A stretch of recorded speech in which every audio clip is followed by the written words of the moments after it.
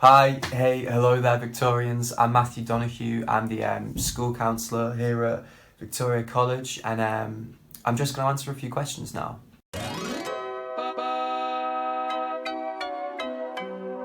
So the way I tend to make sense of this, especially whilst working in a school, is kind of like it's another lesson.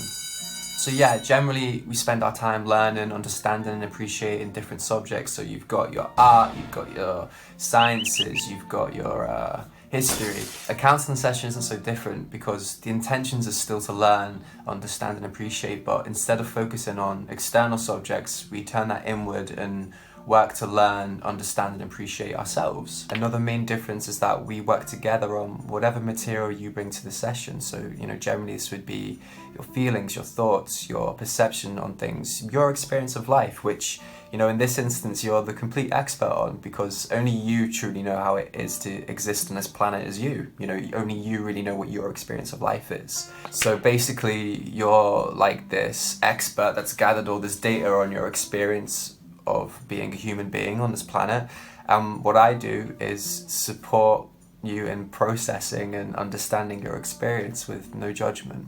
So yeah, to put it short, through counselling there's exploration of thought and feeling, which brings an opportunity to learn, understand, appreciate and most importantly love ourselves as in depth as anything in life or as in depth as any subject in school. Go ahead and drop me a message through my school email, which is here, and we'll put that on the links below too.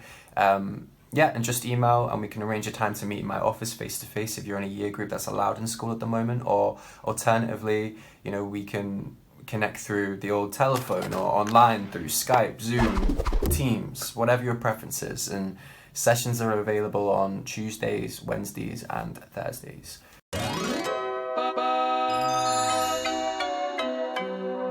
The main thing is to be kind, be sweet and be excellent to yourselves. There has been drastic change that we're all faced with, and what comes with that is lots of worry, unhelpful thoughts, and in uncertain times like this it's so easy to be unsure of ourselves and way too hard on ourselves. So if you haven't been reassuring yourself already, I want to go and say right now that everyone, including you, is doing the absolute best that they can under the circumstances. And at times it may not feel like that. We may have negative thoughts about ourselves, who we are, or our abilities.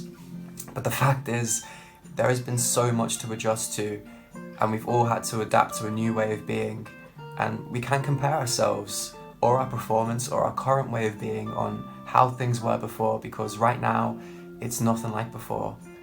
Things can't be the same and everyone has done so well to cope with that. So something that would really help, I think, is just taking each day as it comes. Be here right now. We're all still adjusting and we're going to continue to keep adjusting as things keep changing. Set achievable intentions and goals for what you want to do in your day. Maybe even write them down so it's not just bouncing around in your head, and keep those promises to yourself.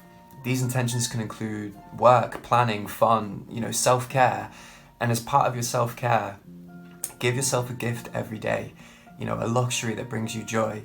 And this doesn't mean anything fancy, maybe someday it does. But what I'm getting at is an experience that you can treat yourself with. Notice what actually brings you joy. And this could be a walk, or listening to your favourite podcast, or cooking up something good, chewing on some tasty watermelon, playing online with your mates. Any way that you can kind of service yourself and take care of yourself, provide yourself with something that's nice for you. Like my planned gift for myself today after I finish work is pretty simple. I'm going to eat some leftover pizza. Wow. Out on my kayak.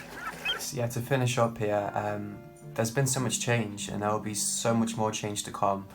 And a very natural response to change for us humans is a ton of unhelpful anxiety and stress. And part of being kind to ourselves, what I've been talking about today, is not avoiding or ignoring our stress, but acknowledging it.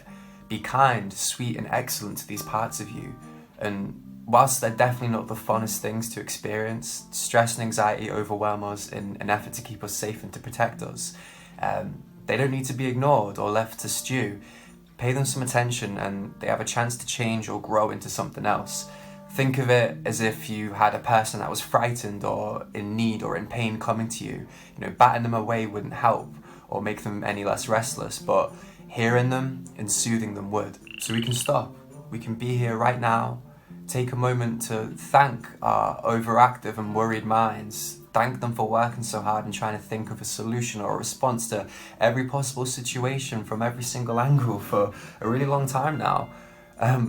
We can thank and acknowledge them for getting us this far and helping us get through this. We can even acknowledge and thank our feelings, whatever they are, sadness, boredom, joy, whatever comes up. Appreciate and regard them just like you would a family member or a friend, and remind ourselves that we're okay, that we're strong, we've got this far. And remember that just like our emotions on the inside, everything on the outside, all of this will pass and it will change into something else. So it takes real strength to be patient, kind and compassionate, especially to ourselves. It's something that really needs to be practiced, so experiment with it and have a great rest of your day. Thanks for listening. Bye.